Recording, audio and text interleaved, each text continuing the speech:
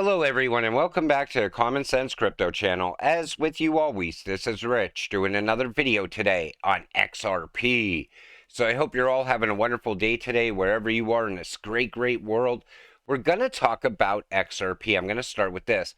Coinbase legal officer outlines steps for XRP relisting. Now remember, people inside the community said they're never going to relist XRP because it's not meant for me or you, the retail investor. Other people said they're absolutely going to relist XRP. They don't want to miss out on the FOMO money. What it comes down to is your opinion, but we do have some answers on this now. So Coinbase legal officer outlines steps for XRP relisting. Paul Gruhl, chief legal officer at Coinbase, said this. Responding to an inquiry from Thinking Crypto host Tony Edward, Gruhl revealed that Coinbase might resume XRP trading if the judge makes a ruling in Ripple's favor. Still, the decision will depend on several factors, which include the judge's legal reasoning for delivering the judgment, the basis for the ruling, and Coinbase's assessment of the situation to know whether the decision will be repealed or affirmed by the appeal court. So now it looks like if Ripple has a full-on win, we might see trading resume for XRP. Speaking further, Gruhl added, a lot is going to depend on the particulars of how that court rules. I know that's not going to be terribly satisfying to some, but we do have a responsibility as a publicly listed company to tread carefully in this area and with respect to any token that's a subject of federal court litigation. Now, I feel that right now inside of crypto, we have Gary Gensler going around saying every single crypto is a security. And I want to wait and see until Gary pulls the next crypto company into court. What's Coinbase going to do then? What if it's Ethereum? Then what will Coinbase do? Will they delist Ethereum? Recall that Coinbase announced on December 28, 2022 that it plans to suspend trading for XRP on its platform, citing the SEC's lawsuit against Ripple, which began on December 26th of that year. Despite the dynamics of the two-year litigation, Coinbase has not resumed trading for XRP, although the asset can still be found on the platform. Now, what's the difference between Coinbase and Uphold? Uphold, you could go buy XRP right now. You could buy it in other places as well. I don't know if somebody is pulling the strings at Coinbase or not, but at least now we know that there's a possibility if Ripple wins this lawsuit, Coinbase will relist XRP. Just in, Ripple partners with Blockchain Founders Fund to accelerate Web3 adoption. Singapore. Ripple, a leader in enterprise blockchain and crypto solutions, announced today it has made a strategic investment into Blockchain Founders Fund, a Singapore-based early-stage venture capital fund that focuses on top-tier Web3 startups globally. The investment is part of Ripple's efforts to accelerate the adoption of blockchain technology globally. The funding will be used by BFF to support high-potential early-stage companies that are building the infrastructure and products that will streamline the transition to a decentralized future. You see how Ripple is always expanding and growing? You know, it's always tied to something that's going on a daily basis. That's how you know your investment was one of the best investments you will ever make in your life. Because no matter how bad the crypto space looks, no matter how bad the financial system looks, Ripple still carries on, still moves forward. South Korea's regulatory clarity might be beneficial to XRP. XRP, the sixth largest cryptocurrency by market cap, might stand to gain from South Korea's incoming regulatory clarity. 90% of Ripple's business, according to Rahul Advani, Director of Policy for the APAC region, is conducted outside of the United States, with a sizable chunk taking place in the Asia-Pacific region, which includes South Korea. The demand for speedy settlements and immediate access to funds has led to the growth in the use of Ripple remittances, particularly the on-demand liquidity service that uses XRP in the APAC area. That's why I always said it doesn't matter how this judge rules. I know XRP is still going to be high valued in the future, whether or not the U.S. utilizes it at all. Lawyer explains why regulators are hunting Ethereum over XRP and KuCoin case.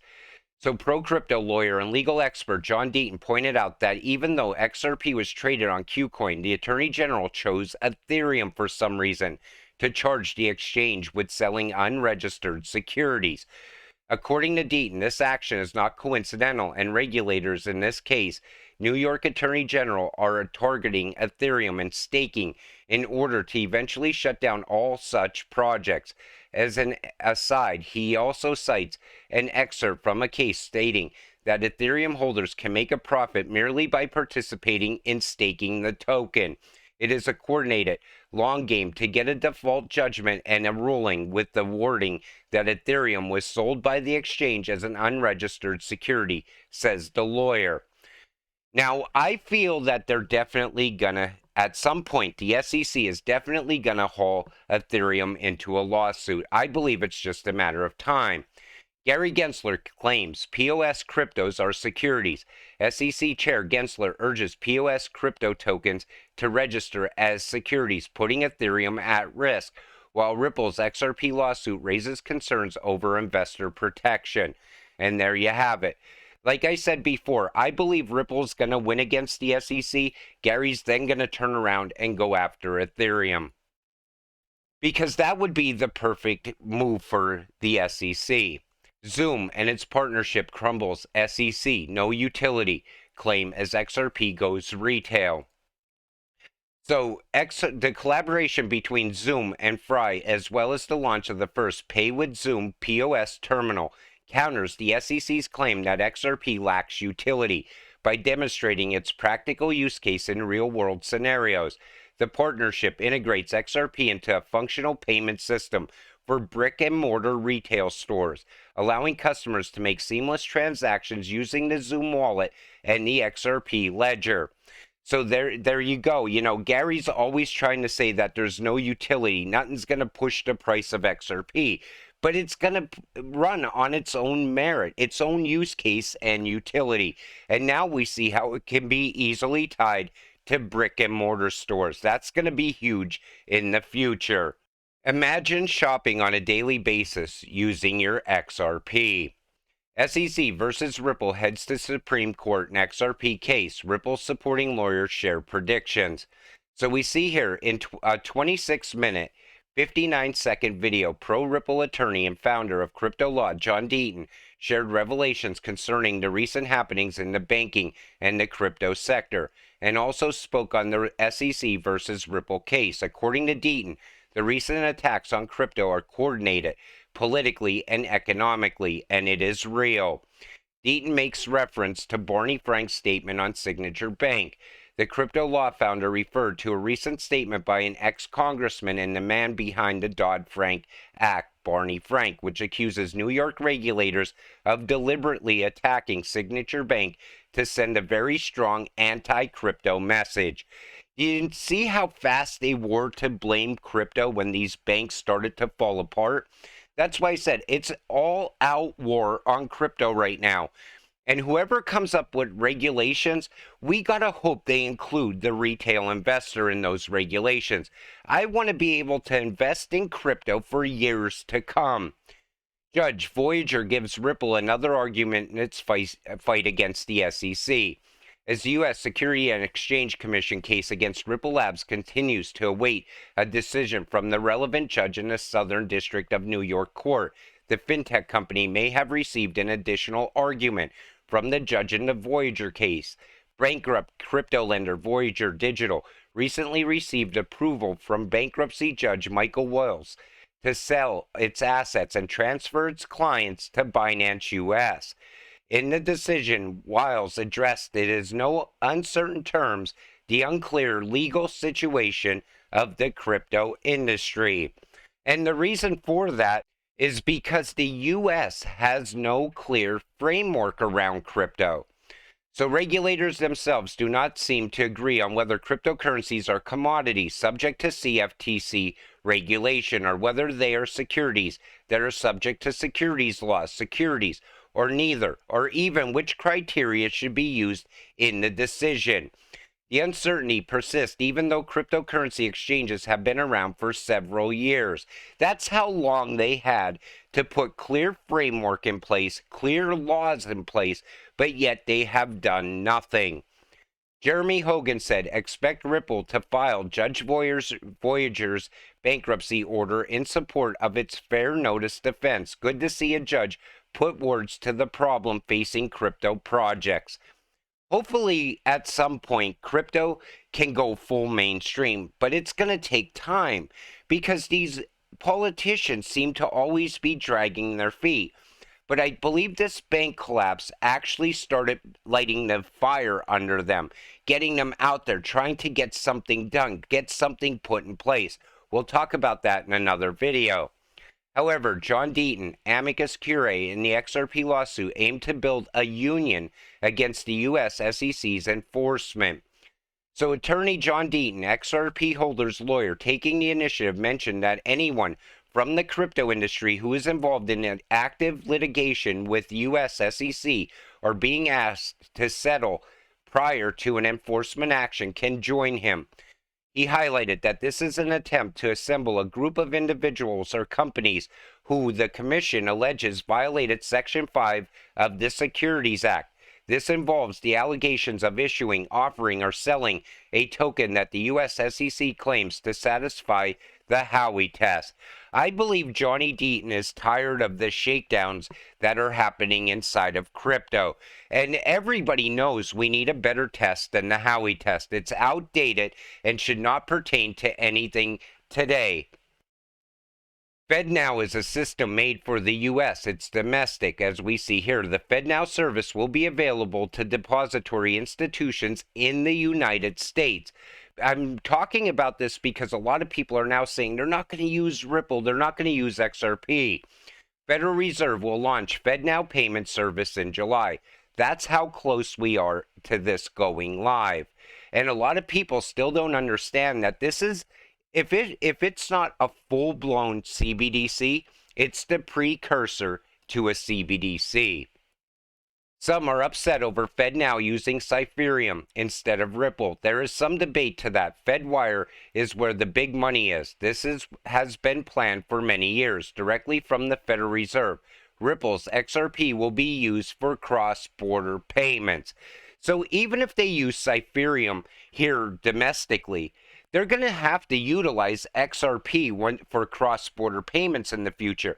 You need that trust layer in between two countries, in between two CBDCs.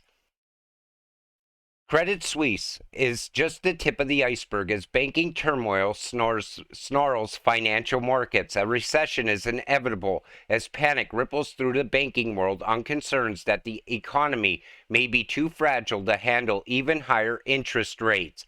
Now, they already saved this bank. Like I said in yesterday's video, I never expected this bank to fall.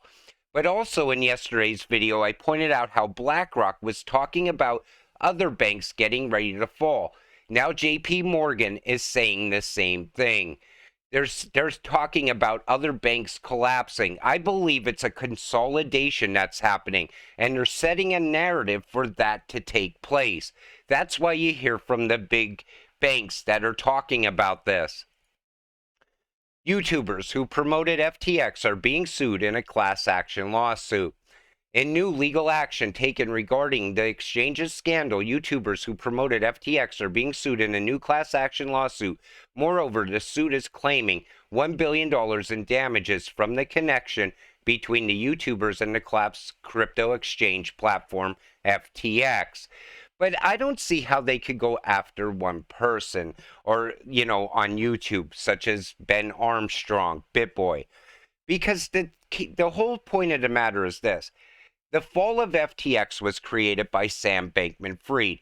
Just because somebody was out there promoting this, just like the celebrities were promoting it, they probably thought it looked really good. It looked solid. That's why on this channel, I really try not to promote anything. I do it with MEXC for one reason. You can buy your crypto there and then instantly get it off of there. But I believe some people, they take a lot of money to promote these exchanges. They take a lot of money to promote certain cryptocurrencies. If they have to pay you astronomical amounts of money to talk about their exchange or their token, that's something different. You know there's a problem there. You definitely should not talk to your subscribers about it in any way. So I don't know if these people were guilty in this or not. It kind of falls into a gray area for me, but I just figured I would point it out in today's video.